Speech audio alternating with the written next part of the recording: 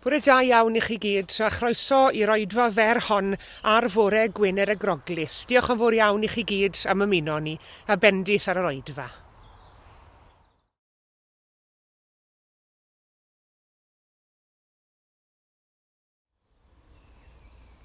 Felly cymerasant Iesu, ac aeth allan gan gario ei groes ei hun i'r man elwyr lle penglog. Yno croeso Eliasant ef, a dau arall gydag ef, un ar bob ochr a Iesu yn y canol. Ysgrifennodd Peilat deitl a'i osod ar y groes. Dyma'r hyn ysgrifennwyd: Iesu o Nazareth, brenin yr Iddewon.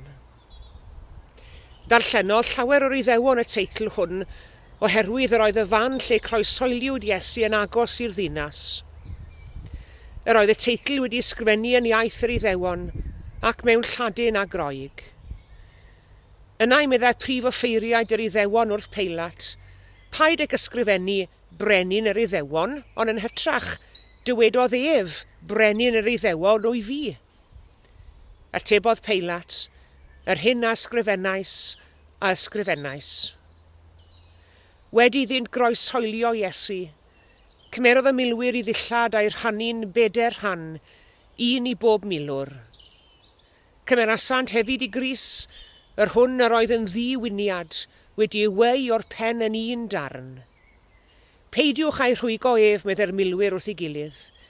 Gadewch i ni fwrw coelbren amdano, i benderfynu pwy gaiff e. Felly cyflawnwyd yr ysgrythyr sy'n dweud, rhanasant fy nillad yn ei misg, a bwrw coelbren am fy ngwisg. Felly gwnaeth y milwyr.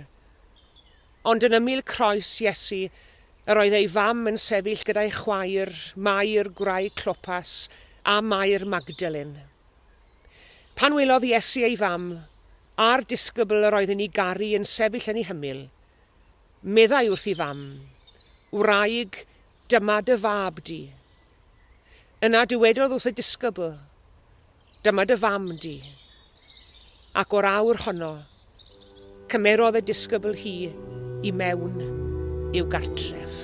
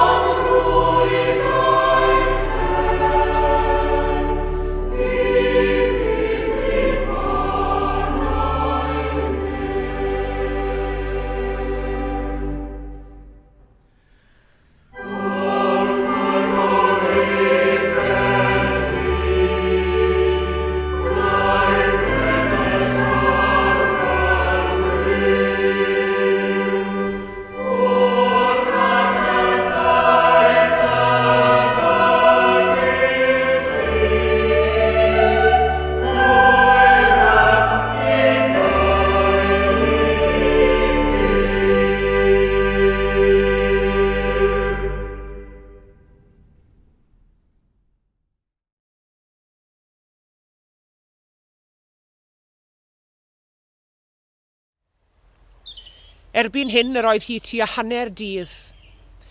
Daeth tywyllwch dros yr holl wlad hyd 3 y prynhawn, a'r haul wedi diffodd. Rhwygwyd llen y deml yn ei chanol. Llefarodd Iesu a llef uchel, o dad, i ddwylo dir wyf yn cyflwyno fy ysbryd. A chan ddweud hyn, bu farw.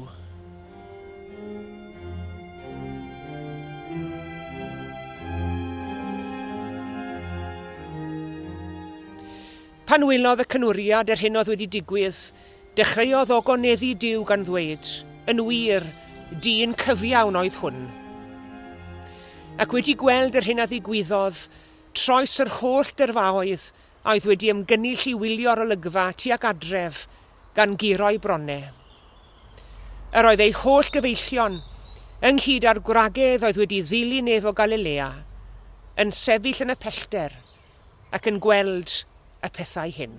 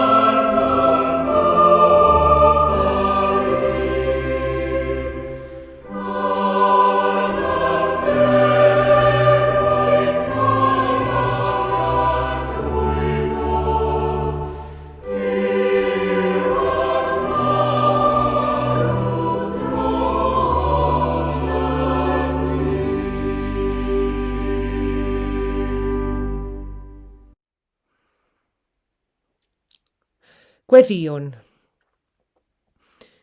O ddiw ein tad, gofynnwn am dy help i ni agosau at groes dy fab Iesu. Mor amharod i ni droi ein golwg at Galfaria, ac i syllu ar y Crys sy'n dioddef a marw ar y pren. Fedrwn ni fyth ac yn gyffred a dyfnder ei ing a'i drallod, ei unigrwydd a'i warth. Fedrwn ni ddim chwaith ddeall yn iawn ddallineb a chreulondeb dynolryw yn gwrthod ac yn lladd mab Duw. Hynny, i ni'n cael ein tynnu at y croesoliedig un heddi ar Gwener y Groglith. Ein denu ati mewn rhyfeddod a gweddi a wna croes dy fab o hyd, a fedrwn ni fyth a dianc ragddi. Helpa ni arglwydd i edrych ar archollion yr hoelion a'r bicell fain. Helpa ni weld y goron ddraen blethedig, y gwaed, y chwys, ac arwelwder ei wedd. Helpa ni arglwydd i wrando ar ei ochneidiau dwys, ar wawd ac anfri'r dyrfa, ar ei eiriau o gariad am y ddeiant, ac ar ei waedd ola fuddugoliaethus. Arglwydd Iesu, na fedrwn ni ddeall dyfnder a dirgelwch dy aberth di. Diolchwn mai droson ni y buos di farw, i ddatguddio i ni gariad y tad, i'n cymodi ni a Duw ac a'n gilydd, ac i agor i ni byrth y bywyd tragwyddol. Ac am i ti yn dy ddioddefiadau yn ieithu dy hun a gofid a phoen y byd, gweddiwn dros deulu poen ym mhob man. Yr rhai sy'n dwy'n croes a fiechyd a llesgedd, yr rhai sydd yng ngafel i shelder ysbryd, yr rhai sy'n colli gobeith, yr rhai sy'n dwy'n croes galar a thristwch, yr rhai sydd mewn profedigaeth, yr rhai y mae hiraeth ac unigrwydd yn ei llethu, yr rhai sy'n dwy'n croes gormes a thrienni, yr rhai sy'n nychu o brinder bwyd, yr rhai sy'n dioddef gwaradwydd oherwydd ei cred neu oherwydd llew ei croen. Ti arglwydd a brofaist holl boenau teulu'r llawr. Rhwyd y blant anghennus ym mhob man heddi dydang nefedd yn ei gofidiau, a dy nerth yn ei gwendidau. Ac i ti o Grist gyda'r tad a'r ysbryd glân, a byddai'r clod a'r gogoniant byth bythoedd. Ein tad yr hwnnwyt yn y nefoedd, sancteiddi'r denw, deled y deyrnas, gwneler dy ewyllus, megis yn y nef, felly ar y ddeiar hefyd. Dyroi i ni heddiw ein bara beinyddiol, a maddau i ni ein diledion, fel y myddeiw ninnau un diledwyr. Ac nac arwai ni brofedigaeth, eithi'r gwared ni rhag drwg. Can i seiddo ti yw'r deyrnas, a'r nerth, a'r gogoniant, yn oes oesoedd. Amen.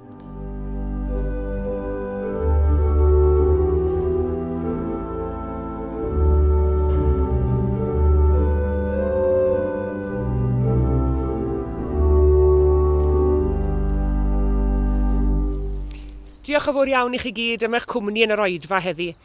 Byddwn ni'n rhyddhau un darlleniad digidol arall bore fori ar Sadwrn y Pasg, ac yna bore Sul byddwn ni'n uno gyda'n gilydd mewn Oedfa i ddathlu atgyfodiad yr arglwydd Iesu Grist ar fore'r trydydd dydd. Tan hynny, cadwch yn ddiogel ac yn iach, a gras ein harglwydd Iesu Grist, a chariad Duw, a chymdeithas yr ysbryd glân, a fyddo gyda ni oll. Amen.